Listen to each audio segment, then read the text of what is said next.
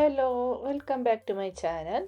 നമ്മളിന്ന് ഉണ്ടാക്കാൻ പോകുന്നത് നമുക്ക് മാസങ്ങളോളം സ്റ്റോർ ചെയ്ത് വെക്കാൻ പറ്റുന്ന ഒരു സ്നാക്സ് ആണ്.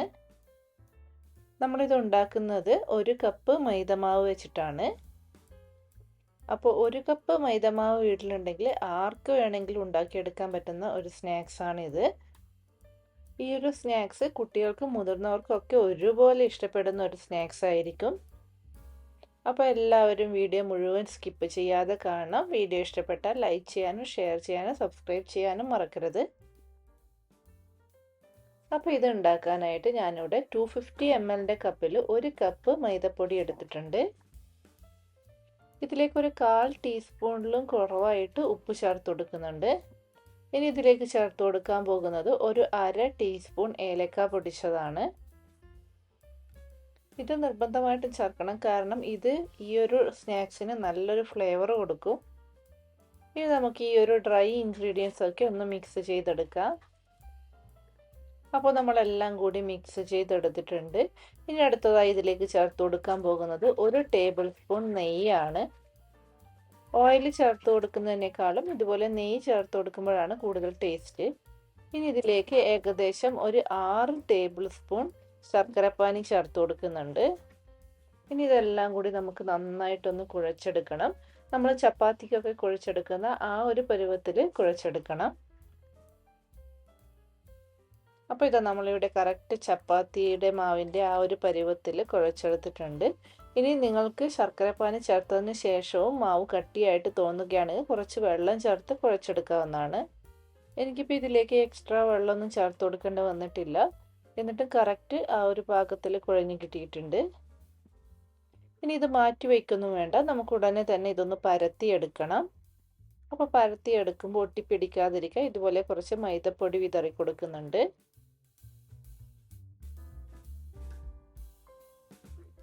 ഇനി നമ്മൾ കുഴച്ച് വെച്ച മാവിൽ നിന്നും ഏകദേശം പകുതിയോളം എടുത്തിട്ടുണ്ട്. എന്നിട്ട് ഇതുപോലെ ഉരുളയാക്കിയതിന് ശേഷം നമുക്ക് ചപ്പാത്തിക്കോൽ വെച്ച് ഒന്ന് പരത്തിയെടുക്കാം. മാവിന് മുകളിലായിട്ടും ഇതുപോലെ പൊടി വിതറി കൊടുക്കുന്നുണ്ട്, അല്ലെങ്കിൽ നമ്മൾ പരത്തിയെടുക്കുമ്പോൾ കോലിനും ഒട്ടിപ്പിടിക്കാൻ ചാൻസ് ഉണ്ട്. ഇത് പരത്തിയെടുക്കുമ്പോൾ അങ്ങനെ കറക്റ്റ് ഷേപ്പിലൊന്നും പരത്തിയെടുക്കണ്ട, കാരണം നമ്മൾ ഇത് പിന്നെ കട്ട് ചെയ്തെടുക്കും. അപ്പോൾ നമ്മൾ പരത്തിയെടുത്തിട്ടുണ്ട്. ഈ ഒരു തിക്നെസ്സിൽ വേണം പരത്തിയെടുക്കാൻ. ചപ്പാത്തി പരത്തുന്നത് പോലെ നേരിയതായിട്ട് പരത്തരുത്. ഏകദേശം ഒരു 2 ചപ്പാത്തിയൊക്കെ അടുപ്പിച്ച് വെച്ചാലുള്ള ആ ഒരു തിക്നെസ്സിൽ വേണം പരത്തിയെടുക്കാൻ. ഇനി നമ്മൾ ചെയ്യാൻ പോകുന്നത് ഇതുപോലെ ചെറിയൊരു അടപ്പെടുത്ത് ഇത് കട്ട് ചെയ്യുകയാണ് ചെയ്യുന്നത്. നമുക്കിത് ഇതുപോലെ പ്രസ് ചെയ്ത് കൊടുക്കുമ്പോൾ ഒരു കോയിൻ്റെ ഷേപ്പിൽ നമുക്കത് കട്ട് ചെയ്ത് കിട്ടും. ഇത് ഈ ഒരു ഷേപ്പ് കിട്ടാൻ വേണ്ടിയിട്ട് മാത്രമാണ് ഇത് ഇതുപോലെ ചെയ്യുന്നത്.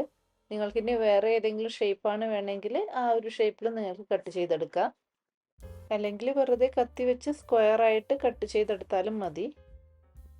ഇനി നമുക്ക് ഈ പരത്തിയെടുത്തത് മുഴുവൻ ഇതുപോലെ ഒന്ന് കട്ട് ചെയ്തെടുക്കാം.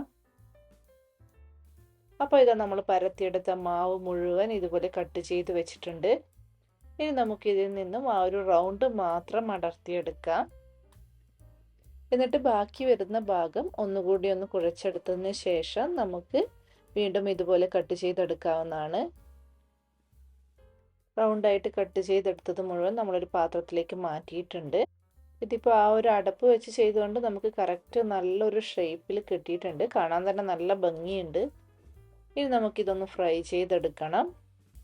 അതിനായിട്ട് ഇതുപോലൊരു ചീനച്ചട്ടിയിൽ കുറച്ച് സൺഫ്ലവർ ഓയിൽ ചൂടാക്കാൻ വെച്ചിട്ടുണ്ട്. എണ്ണ ചൂടായി കഴിയുമ്പോൾ നമുക്ക് ഇതിലേക്ക് നമ്മൾ കട്ട് ചെയ്ത് വെച്ചിരിക്കുന്ന മാവ് ഇട്ട് കൊടുക്കാം. എണ്ണയിലേക്ക് ഇട്ട് കൊടുത്തതിന് ശേഷം തീ കുറച്ച് മീഡിയം ഫ്ലെയിമിൽ ഇട്ട് വേണം ഫ്രൈ ചെയ്തെടുക്കാൻ. ഇടയ്ക്ക് നമ്മൾ ഇതുപോലെ തിരിച്ചും മറിച്ചും ഇട്ട് കൊടുത്തൊന്ന് ഫ്രൈ ചെയ്തെടുക്കണം.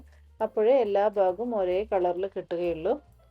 ഏകദേശം ഈ ഒരു കളറൊക്കെ ആകുമ്പോഴേക്കും നമുക്ക് കോരിയെടുത്ത് മാറ്റി വയ്ക്കാവുന്നതാണ്. ഏകദേശം ഒരു 3-4 മിനിറ്റേ വേണ്ടൂ ഇത് നമുക്ക് ഫ്രൈ ചെയ്തെടുക്കാൻ, കാരണം ഇത് വളരെ ചെറുതായിട്ടാണ് നമ്മൾ കട്ട് ചെയ്തിട്ടുള്ളത്. കറക്റ്റ് പറഞ്ഞാൽ നമ്മുടെ പാർലേജി ബിസ്ക്കറ്റ് ഇല്ല, അതിൻ്റെയൊക്കെ ഒരു കളർ ആകുമ്പോൾ നമുക്കിത് വറുത്ത് കോരിയെടുക്കാം. നമ്മളിതിൽ ബേക്കിംഗ് സോഡയോ ബേക്കിംഗ് പൗഡറോ ഒന്നും ചേർത്ത് കൊടുത്തിട്ടില്ല. എന്നിട്ടും ഇത് നന്നായിട്ട് പൊങ്ങി വന്നിട്ടുണ്ട്. ഇത് കാണുമ്പോൾ ഏകദേശം നമ്മുടെ കോയിൻ ബിസ്ക്കറ്റ് പോലെയാണ് ഉണ്ടാക്കുക.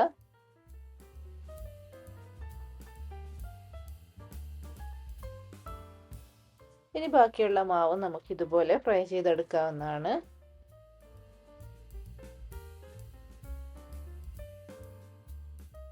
അപ്പോൾ ഇതാ നമ്മൾ കുഴച്ച് വെച്ച മാവ് മുഴുവനും ഫ്രൈ ചെയ്തെടുത്തിട്ടുണ്ട്.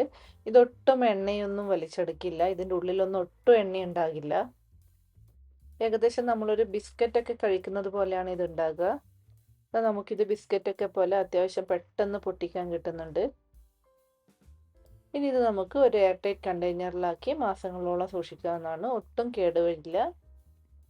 നമ്മുടെ ബേക്കറിയിൽ നിന്നും പലഹാരങ്ങൾ വാങ്ങിക്കൊടുക്കുന്നതിന് പകരം ഇടയ്ക്ക് വീട്ടിൽ ഇതുപോലെയൊക്കെ ഉണ്ടാക്കി വെച്ച് സ്റ്റോർ ചെയ്യുകയാണെങ്കിൽ കുട്ടികൾക്കും വളരെ ഇഷ്ടപ്പെടും. ഇതുപോലെ ബേക്കറി സ്റ്റൈൽ മധുര സേവ വീട്ടിൽ തന്നെ ഉണ്ടാക്കുന്നതിൻ്റെ റെസിപ്പിയും ഞാൻ മുമ്പ് ചാനലിൽ അപ്ലോഡ് ചെയ്തിട്ടുണ്ട്. അതിൻ്റെയും ലിങ്ക് ഞാൻ ഡിസ്ക്രിപ്ഷനിൽ കൊടുക്കാം. കാണാത്തവരുണ്ടെങ്കിൽ കാണണം. അപ്പോൾ നിങ്ങളെല്ലാവരും ഈ ഒരു സ്നാക്സ് ഉണ്ടാക്കി നോക്കണം. എന്നിട്ട് അഭിപ്രായങ്ങൾ കമൻറ്റ് ചെയ്ത് അറിയിക്കണം. വീണ്ടും പുതിയ റെസിപ്പിയുമായി അടുത്ത വീഡിയോയിൽ കാണാം. അതുവരേക്കും ബൈ ബൈ.